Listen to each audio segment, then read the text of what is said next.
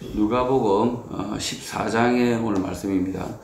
예수님은 우리들에게 말씀을 듣고 즉각 실천하는 자가 되라, 그 말씀을 순종하는 자가 되라고 말씀을 하셨습니다. 말씀을 듣기만 하고 실천하지 않는 믿음은 이미 행악하는 자들, 악한 자들, 나를 떠나가라 라는 예수님의 음성을 들을 자들입니다. 실천이 없는 믿음은 이미 죽은 믿음이고 지옥에 갈 수밖에 없는 것입니다. 1절, 안식일에 예수님께서 한 바리새인 지도자의 집에 떡 잡수시러 들어가게 되고 그들이 엿보고 있었다고 합니다. 오늘로 치면 바리새인 지도자의 집에 식사를 초대받은 것으로 보입니다.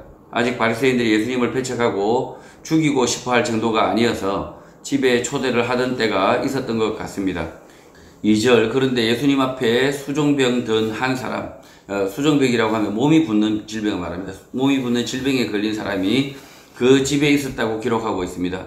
누가는 이 사람이 왜 이 집에 있는지 설명하고 있지 않는데 바리새인들이 예수님을 시험하기 위하여 환자를 이 집에 데리고 왔거나 바리새인의 집에 들어갔는데 하필 그 집에 환자가 있었거나 둘 중에 하나인 것 같지만 예수님은 구분, 차별하지 않습니다.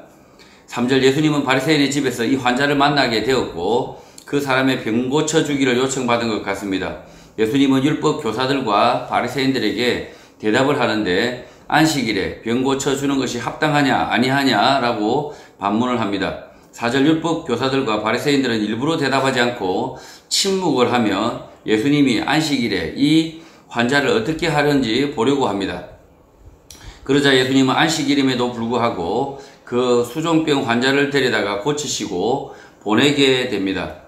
5절, 환자를 고쳐 보내면서 율법교사 바리새인들에게 말씀을 하시는데 너희 중에 누가 그 아들이나 소가 우물에 빠졌으면 안식일에라도 곧 끌어내지 않겠느냐라고 다시 묻습니다. 예수님은 고의적으로 소만 우물에 빠졌으면 어떻게 하겠느냐라고 묻지 않고 그 아들도 우물에 빠졌다라고 설정을 하십니다. 소도 우물에 빠질 가능성이 별로 없지만 자신의 아들 또한 우물에 빠질 가능성은 희박하고 그날이 안식일이 될 경우도 없을 것 같지만 예수님은 그렇게 억지 설정을 하고 물어봅니다.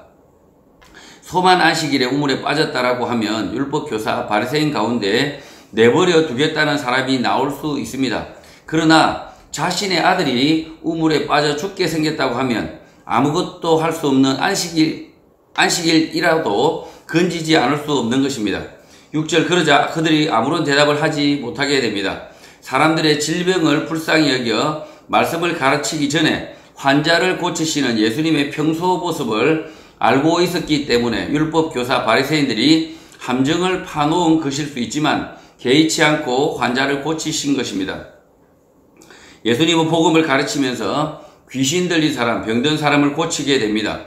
그렇게 하는 이유는 예수님의 사람에 대한 연민, 불쌍히 여기는 마음 때문이지 병 고치는 그 자체가 목적이 아니었습니다. 병 고치고 귀신을 내쫓는 것이 예수님 사역의 목적이 아니라 하나님 나라의 복음, 진리를 가르쳐 사람들이 구원을 얻게 하는 것이 예수님 사역의 목적이었던 것입니다.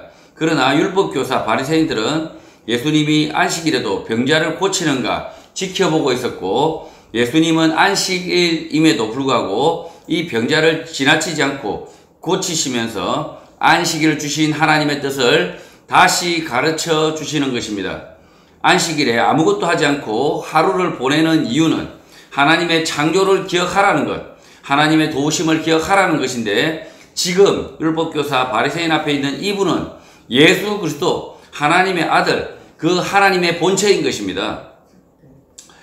7절, 예수님은 바리새인의 집에서 병자도 고치시고 원래 예정대로 말씀을 가르치신 것 같습니다. 예수님 외에도 식사 자리에 초대된 사람들이 있었는데 청함을 받은 사람들이 높은 자리 택함을 보시고 그들에게 비유로 말씀하여 가르치게 됩니다. 8절, 내가 누구에게나 혼인잔치에 청함을 받았을 때에 높은 자리에 앉지 말라고 합니다. 그렇지 않으면 너보다 더 높은 사람이 청함을 받은 경우에 9절, 너와 그를 청한 자가 와서 너더러 이 사람에게 자리를 내어주라 하면 그때 내가 부끄러워 끝자리로 가게 될 것이다 라고 합니다. 10절, 청함을 받았을 때에는 차라리 끝자리에 가서 앉으라고 합니다. 그러면 너를 청한 자가 와서 너더러 벗이어 올라 앉으라 할 것인데 그때에 함께 앉은 모든 사람 앞에서 영광스럽게 올라 앉을 수 있다라고 말씀을 합니다. 예수님은 높은 자리에 올라 앉는 방법, 사람들에게 존경받는 방법, 사람들에게 칭찬받는 방법을 가르치고 계시는 것이 아니라 사람은 마땅히 어디서든 겸손하라, 낮아지라 라고 가르치는 것입니다. 그러니까 높아지기 위해서 적당히 낮은 데에 있다가 높은 데에 올라가라, 겸손한 척 하라, 이렇게 가르치신 것이 절대 아닙니다. 11절 예수님은 자기를 높이는 자는 낮아지고 자기를 낮추는 자는 높아질 것이다 라고 비유의 결론으로 말씀합니다. 자기를 높이기 위하여 낮춰라, 겸손한 척 하라 라는 말씀이 아니라 이 땅에서 겸손한 사람, 자기를 낮추는 사람이 되라는 것입니다. 그 이유는 하나님 앞에서 특별한 사람은 없다, 다 똑같다, 사람 간에 높고 낮아봤자 그 차이는 하나님 앞에서는 별 볼 일 없는 것이다, 그것이 진리다라고 가르쳐 주시는 것입니다. 오늘 한국 사회에서도 높고 낮음을 따지며 사는 사람들이 많습니다. 누군가를 아무런 이유 없이 맹목적으로 떠받들거나 아무런 근거도 없이 자기를 높게 생각하는 사람들이 있습니다. 다른 사람을 추종하는 것, 다른 사람을 높게 생각하는 것, 둘 다 하나님 앞에서 지음받은 사람이다, 평등한 사람들이다 라는 진리를 잊은 잘못된 생각 때문입니다. 고대 국가 이집트에서 파라오가 자신을 태양의 아들로 생각하는 것과 같고 일제시대 천황이 자신을 신적 존재로 생각했던 것과 같은 죄악입니다. 누군가를 이유 없이 맹종하는 것도 사람을 자유인으로 창조하신 하나님을 잊은 죄악이고 자신을 다른 사람보다 높은 사람으로 여기는 것 또한 하나님 앞에서 똑같은 피조물이라는 사실을 잊은 악한 인간이라는 것입니다. 그러니 사람은 자신을 낮게도 높게도 생각하지 말고 지음받은 대로 자신을 깨달아 겸손하게 살아야 하는 것입니다. 다른 사람과 비교하지 말고 하나님 앞에서 지음을 받은 사람, 자신의 삶을 소중히 여기고 그 지으심에 충실하게 살아야 하는 것입니다. 겸손한 척하는 것이 세상에서 높아진다라는 처세술을 예수님이 가르쳐 주신 것이 아니라 하나님 앞에서 피조물인 인간, 사람의 존재를 잘 알라는 것입니다. 자, 저희가 소크라테스가 이런 이야기 했다고 하죠. 너 자신을 알라. 그리고 우리 가수 한 분이 테스형을 부르짖고 있죠. 자, 그런데 기독교인이면, 성도면 무엇을 알아야 되겠습니까? 우리가 못남을 그냥 자기 신세 한탄을 하면서 자기 못남을 이렇게 알라는 것입니까? 그게 아닙니다. 하나님이 우리를 지으셨다, 하나님이 나를 지으셨다라는 것을 알라는 겁니다. 하나님이, 이 못난 나지만 하나님이 영광스럽게 나를 지었다, 모든 사람은 하나님이 지으셨다라는 사실을 깨달으라는 것입니다. 그렇게 알아라는 것입니다. 이걸 깨닫지 못한 존재는 자신이 마치 높은 존재, 아주 다른 사람보다 월등한 존재로 이렇게 생각하지만 그렇지 않습니다. 하나님 앞에서는, 그리스도 안에서는 한 형제요 자매, 평등한 시민입니다. 12절 예수님은 또 자기를 초청한 자에게 말씀을 가르치십니다. 초청 이유는 그 사람들이 너를 도로 청하여 내게 갚을 것이기 때문이라고 합니다. 밥을 한번 사면 그 사람도 한번 사게 되어서 서로 빚질 게 없게 된다, 고마워할 일이 없게 된다는 것입니다. 13절 잔치를 베풀거든 차라리 가난한 자들과 몸 불편한 자들과 저는 자들과 맹인들을 청하라고 합니다. 돈을 쓰려거든 갚을 수 없는 사람들, 나에게 다시 베풀 수 없는 사람들에게 쓰라는 것입니다. 14절 그리하면 그들이 갚을 것이 없어서 내게 복이 된다고 말씀합니다. 자신이 손해를 보는 것 같지만 실제는 의인들의 부활시에 심판의 날에 내가 갚음을 받기 때문이라고 합니다. 이 땅에서 가난한 사람, 병든 사람을 섬기고 베풀면 심판날에 하나님이 기억하고 갚으신다는 것입니다. 베풀고 섬기면 이 땅에서 보상을 받는 것이 아니라 천국에서 하나님 나라에 들어가 보상을 받는다라고 가르쳐 주신 것입니다. 그러나 이렇게 가르치신 이유는 그들이 바리새인들이기 때문입니다. 바리새인이 아니라 예수님의 제자들이면 가난하고 병든 사람을 이 땅에서 돌보고 섬길 수 있는 것, 그 자체가 이미 상급을 받은 것이다, 복받은 것이다 라고 가르치셨을 것이기 때문입니다. 악한 바리새인들이기 때문에 선행을 베풀기 바라는 마음에서 예수님은 이렇게 가르치셨을 뿐 실제는 베푸는 자가 이미 복을 받은 자인 것입니다. 그러니까 지금 바리새인 앞에서 아주 자기를 대접할 수 없는 사람들, 가난한 사람들을 대접하라, 베풀라 이렇게 가르칩니다. 그렇게 하면 심판날에 너희들이 상급을 받을 것이다 라고 이야기합니다. 그러나 예수님은 자기 제자들에게는 그렇게 말씀하지 않습니다. 베풀 것 없는 사람들, 가난한 사람들을 그냥 섬겨라. 그 섬기는 것이 너희에게 복이다 라고 이미 말씀하고 있다는 거죠. 15절 함께 먹는 사람 중에 하나가 이 말을 듣고 이렇게 말을 합니다. 하나님 나라에서 떡을 먹는 자는 복되다라고 말합니다. 예수님은 이 땅에서 베푸는 자가 복된 자다라고 가르치고 있는데 이 사람은 한 발 앞서 하나님이 베푸시는 떡을 먹는 자가 복되다라고 말하고 있는 것입니다. 하나님의 나라에서 떡을 먹는 자, 그런 자는 구원을 얻은 사람, 천국에 들어간 사람들을 일컫는 것 같습니다.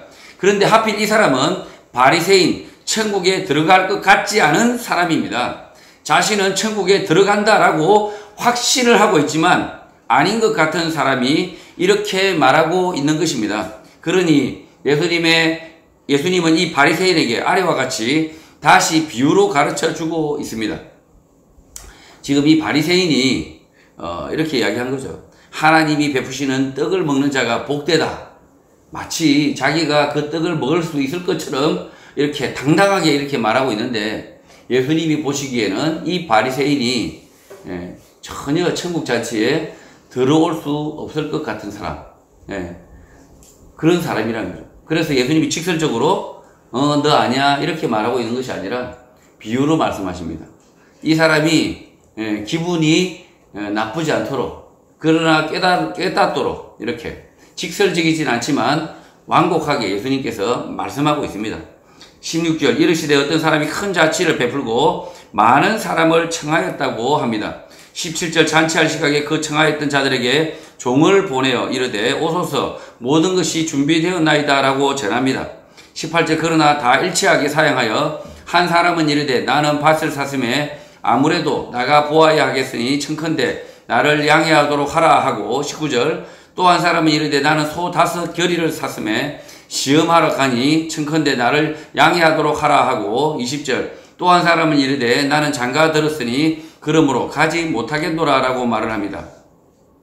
밭을 샀다, 소를 샀다, 장가를 갔다라는 핑계로 공짜 잔치에 가지 않는 사람들이 없습니다. 밭 사고 소 사고 장가를 갔지만 공짜 잔치에 초대하면 얼른 땡큐를 외치면서 가는 게 사람들의 생리지만 예수님의 비유에서는 그렇게 하지 않고 초청을 거절합니다. 이 바리새인들이 이렇게 한다는 것입니다. 지금 이 비유가 굉장히 어색합니다. 신라호텔 뷔페에 공짜로 초대하면 차를 사도 밭을 사도 장가를 가도 갑니다. 그런데 지금 예수님이 지금 말하고 있는 이 사람들은 안 갑니다. 안 갑니다. 이 사람들은 안 가는 사람, 이 사람들은 누구일까요? 바리새인들입니다. 이 바리새인들이 예수님이 베푼 잔치에 가지 않는다는 겁니다. 21절 종이 돌아와 주인에게 그대로 고하니 이에 집 주인이 노하여 그 종에게 이르되 빨리 시내의 거리와 골목으로 나가서 가난한 자들과 몸 불편한 자들과 맹인들과 저는 자들을 데려오라고 합니다. 사실 이런 일은 일어나지 않지만 지금 자신들이 아무런 근거 없이 천국에 들어간다, 아무런 실천도 없이 자신들이 선하다라고 생각하고 있는 악한 바리새인들 때문에 이런 비유를 하시는 것입니다. 자신을 선하다, 거룩하다 여기는 위선적인 바리새인들, 너희들은 구원이 없다라는 것을 말씀하고 있는 것입니다. 아무 일도 하지 않는 가난한 사람들, 몸 불편한 사람들, 맹인들을 데리고 오라고 하는데 그 사람들이 구원을 얻는다라고 가르치시는 것이 아니라 아무런 일도 하지 않고 구원을 얻는다, 천국 간다고 여기는 악한 바리새인들이 믿기 때문에 그렇게 말씀하는 것입니다. 그러니까 가난한 사람들, 몸 불편한 사람들, 맹인들이 천국에 들어간다라고 가르치시는 것이 아닙니다. 뭐 가난하다고 해서 천국에 들어간다 이렇게 가르치시는 것이 예수님의 복음이 아니라는 것입니다. 지금 예수님의 지금 이 말씀의 핵심은 뭐냐? 이 위선적인 바리새인들은 천국에 들어갈 수 없다라고 지금 강조해서 말씀하고 있는 겁니다. 가난하다고 몸 불편하다고 맹인이라고 하여 구원 얻는 복음은 없습니다. 가난하고 몸 불편하고 맹인 가운데서도 악한 사람들, 구원 얻지 못할 사람들이 더 많을 수 있습니다. 예수님의 비유 목적은 악한 바리새인들이 어떻게 해서 구원을 얻지 못하는지 설명하는 것입니다. 22절 종이 이르되 주인이여 명하신 대로 하였으되 아직도 자리가 있나이다 라고 합니다. 이 주인은 원래 초청하지 않은 사람들로 채웠으나 다 채우지 못합니다. 그러나 빈자리가 있지만 그럼에도 불구하고 원래 초청한 사람들을 다시 부르지 않습니다. 위선적인 스스로 착한 척하는 바리새인들을 다시 초청하지 않고 구원이 없다라는 사실을 강조하고 있는 것입니다. 23절 아직 빈자리가 있음에도 주인이 종에게 말을 합니다. 길과 산울타리로 가서 사람을 강권하여 데리다가 내 집을 채우라 라고 말합니다. 말도 안 되는 억지 상황입니다. 사람을 강제로 붙잡아 데려오라는 것인데 억지스러운 상황입니다. 이 성경 말씀을 교회에 사람들을 강제로 데려오라, 적극적으로 전도해서 데려오라 라는 말씀으로 오해하기도 합니다. 틀렸습니다. 예수님은 이렇게 무식하게 전도하라고 가르치실 일이 없습니다. 이 말씀은 예수님 앞에 있는 바리새인들, 자신들을 의롭다 여기는 위선적인 바리새인들에게 천국은 남의 것이다. 자리가 있지만은, 자리가 남아 돌지만은 너희들에게 줄 자리는 없다. 이렇게 말씀하고 있는 겁니다. 너희들은 자리가 남아 돌아도 초대하지 않는다 라고 강조하시는 것입니다. 24절 예수님 천국 잔치의 비유의 결론입니다. 내가 너희 바리새인들에게 말을 하는데 전에 청하였던 그 사람들은 하나도 내 잔치를 맛보지 못할 것이다 라고 하십니다. 이 비유의 결론은 위선적인 바리새인 니놈들은 전부 지옥에 갈 것이다 라는 무시무시한 경고의 말씀인 것입니다. 그런데 이 말씀을 바리새인들이 그 자리에서 눈치를 챘을까요? 네, 눈치를 챘을 것입니다. 왜냐하면 훗날 이 바리새인들은 이 말씀의 뜻을 깨닫고 회개한 것이 아니라 예수를 반드시 죽일 왼수를 알고 적대시했기 때문입니다. 이 천국잔치 초청의 비유는 가난하면 천국 간다는 것도 아니고 억지로 사람들을 교회로 데려와야 한다는 것도 아니고 자신을 스스로 의롭게 여기는 위선자들은 반드시 지옥 간다는 것입니다. 25절 수많은 무리가 함께 이동하게 됩니다. 그러자 예수님께서 가시던 길을 멈추고 돌이켜 복음을 전합니다. 예정된 설교가 아니라 추가 덤 설교입니다. 저의 설교가 길다 느껴지더라도 어쩔 수 없습니다. 복음서를 기록한 누가가 앞에 본문 이야기로만 짧다 여겨서 추가했기 때문에 어쩔 수가 없습니다. 바리새인 지옥 간다라는 본문으로 끝이 나면 이상하기 때문에 누가가 이렇게 추가했을 수 있습니다. 예. 바리새인들 지옥 간다 이렇게 설교만 하고 끝내버리면 너무 이상하잖아요. 26절 무릇 내게 오는 자가 자기 부모와 처자와 형제와 자매와 더욱이 자기 목숨까지 미워하지 아니하면 너희 내 제자가 되지 못한다라고 말씀합니다. 예수님의 말씀 진리는 자기 부모, 처자, 형제, 자매뿐만 아니라 자기 목숨까지 바쳐서 지켜야 한다라는 것입니다. 그럴 가치를 못 느낀다면 그것은 예수님의 말씀 진리가 아니라 사람이 지어낸 설교 거짓말인 것입니다. 27절 누구든지 자기 십자가를 지고 나를 따르지 않는 자도 능히 내 제자가 되지 못한다라고 말씀합니다. 예수 그리스도의 말씀 진리를 배우려는 그 성도의 태도를 말합니다. 이런 태도가 없으면 예수 그리스도의 말씀을 진리로 깨닫지 못합니다. 진리가 아니라 그냥 교훈이 됩니다. 성도가 함께 모여 복음을 듣고 가르쳐 지키게 하라라는 것이 예수님의 말씀이고 진리라고 믿는다면 코로나19 전염병 같은 헛소리는 절대 믿지 않는 것입니다. 28절 너희 중에 누가 망대를 세우고자 하는데 자기의 가진 것이 준공하기까지에 충분할지 먼저 앉아 그 비용을 계산하지 않겠느냐라고 물어보십니다.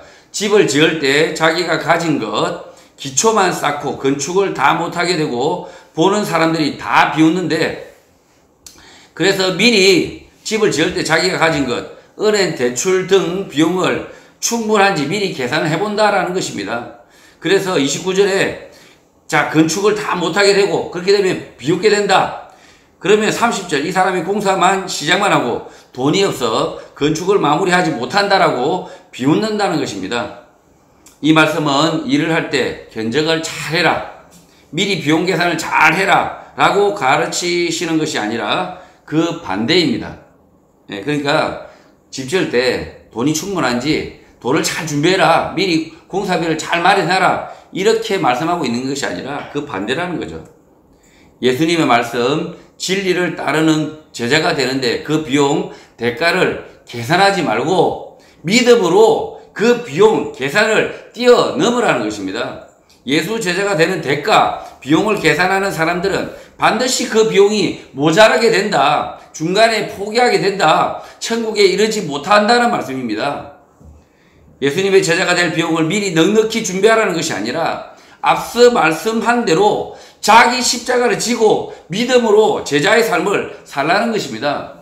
지금 이 말씀을 자기 비용을 충분히 준비해서 건물을 잘 지으라는 말씀으로 이해하면 오해라는 거죠. 예수님이 말씀하시는 이 말씀은 믿음으로 우리의 삶이 계속해서 큰 비용으로 다가옵니다. 믿음으로 우리가 끝까지 살아내려고 하면, 이 악한 세상을 살아내려고 하면 여러분이 아무리 은행 대출을 낸다고 한들, 아무리 열심히 돈을 번다고 한들 그 비용을 감당하지 못할 수가 있으나, 그러나 그 비용을 미리 준비하라는 것이 아니라 믿음으로 준비하라는 겁니다. 믿음으로 우리의 삶을 이렇게 살아가는 것입니다. 31절 또 어떤 임금이 다른 임금과 싸우러 갈 때에 먼저 앉아 1만 명으로 저 2만 명을 거느리고 오는 자를 대적할 수 있을까?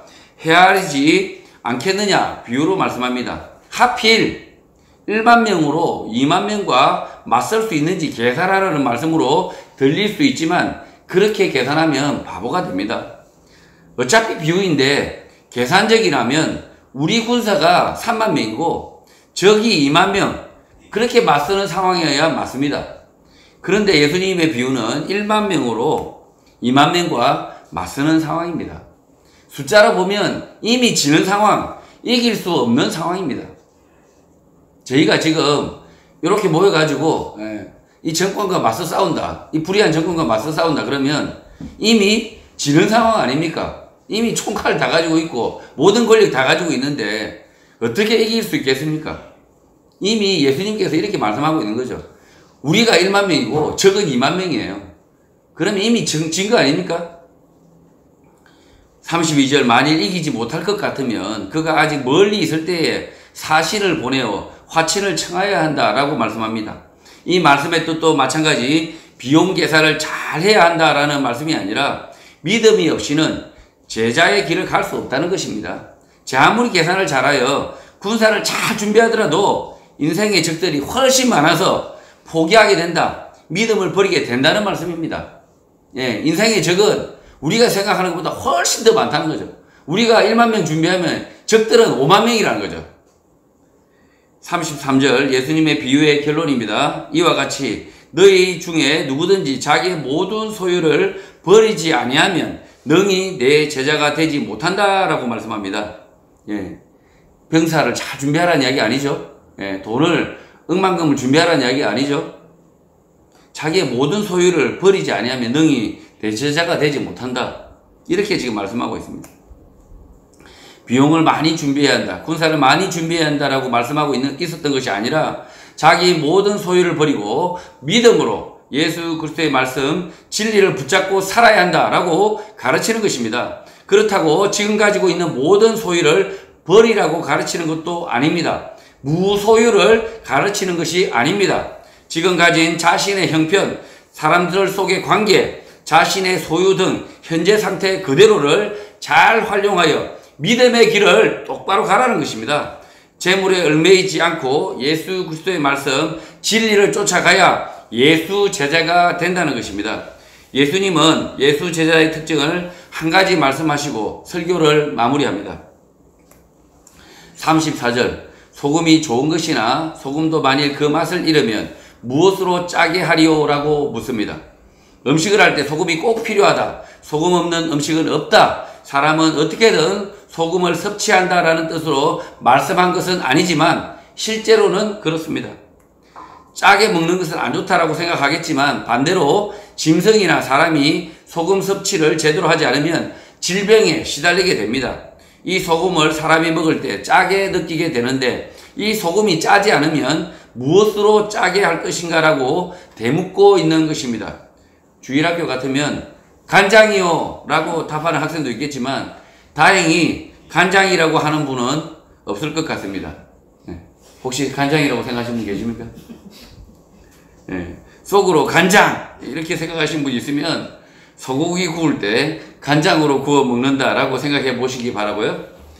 간장도 사실은 그 안에 소금, 나트륨 때문에 짠 것입니다. 소고기 구워 먹을 때 간장 발라 안 먹죠. 소금 뿌려서 먹어야 됩니다. 예수님 당시나 오늘이나 음식을 짜게 만들 수 있는 대표적인 것이 소금입니다. 이 소금이 모든 맛을 잃는다면 우리는 매우 싱거운 음식들, 맛없는 음식들 앞에서 좌절을 할 것입니다. 그러니 소금이라는 존재가 얼마나 중요한지 다시 생각해야 하는데 이 소금의 존재가 곧 여러분, 믿음의 사람들, 예수 제자라는 것입니다. 이 땅에서 짠맛을 내는 존재, 그 존재가 성도, 예수 그리스도의 말씀을 믿는 기독교인이라는 것입니다. 세상에 재미를 더하는 존재, 세상을 아름답게 하는 존재, 세상을 거룩하게 하는 존재가 여러분들인데 이런 존재가 짠맛을 잃어버린다면 어떻게 되겠습니까? 35절 사실 맛을 잃은 소금 같은 것은 없지만 그러니까 소금이 맛을 잃어버리진 않습니다. 그런 존재는 없습니다. 그런 소금이 존재한다면 사실은 예수님은 짜지 않는 소금은 없어요. 사실은 뭐 그냥 짜지 않는 소금이 있다고 자꾸 이상하게 설교하시는 분이 계시는데 그런 소금은 없습니다. 그런 아주 그냥 밍밍해도 어쨌든 소금이라고 하는 것들은 짭니다. 그런 소금이 존재한다면 땅에도 그럼에도 쓸데없어 내다버린다라고 말씀합니다. 예수님은 소금이 맛을 잃는다라고 가르치고 계시는 것이 아니라 예수 제자들은 소금이다. 너희들이 소금이다. 짠맛을 내지 않는 소금은 없다 라고 가르치고 계시는 것입니다. 들을 귀가 있는 자는 들을지어다라고 예수님이 말씀하고 있습니다. 이 말씀은 여러분들은 소금이다. 여러분들은 예수 제자들은 바리새인들 말고요. 예수 제자 너희들은 반드시 소금의 짠맛을 내게 된다. 너희들은 반드시 소금처럼 살게 된다. 라고 지금 예수님이 말씀하고 있는 것입니다. 성도 여러분, 예수 그리스도와 그의 말씀을 진리로 믿는 여러분들은 세상의 소금들입니다. 짠맛을 잃은 소금 같은 것은 없습니다. 소금은 반드시 짠맛을 냅니다. 불량 소금은 조금 싱거울 수는 있지만 그래도 짠맛을 냅니다.